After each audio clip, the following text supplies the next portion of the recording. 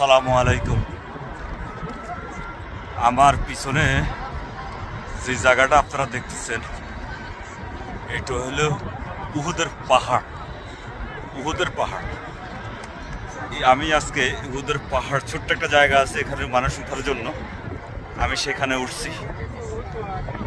উহুদের পাহাড়, এখানে অনেক মানুষ রাসূলের প্রেমে ভালোবাসায় এই উহুদ পাহাড়ে উঠে।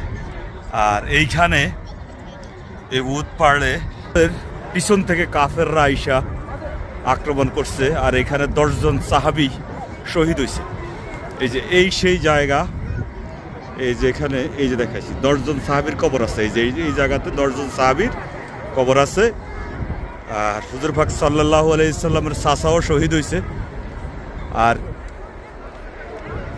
হুজুর পাক সাল্লাল্লাহু আলাইহি দন্দন মোবারক শহীদ হয়েছে এই উহুদের পাহাড়। এই ঐতিহাসিক পাহাড়ে আল্লাহ সুবহানাহু ওয়া তাআলা আমাকে আবারও নিয়ে আসছে। আল্লাহর কাছে লাখ লাখ শুকরিয়া।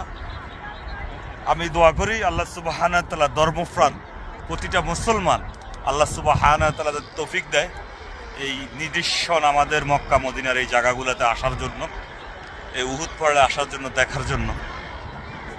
তো সবাই ভালো থাকবেন, এখানে বিদায় নিচ্ছি। আসসালামু আলাইকুম রহমতুল্লাহ ওয়া বারাকাতুহু।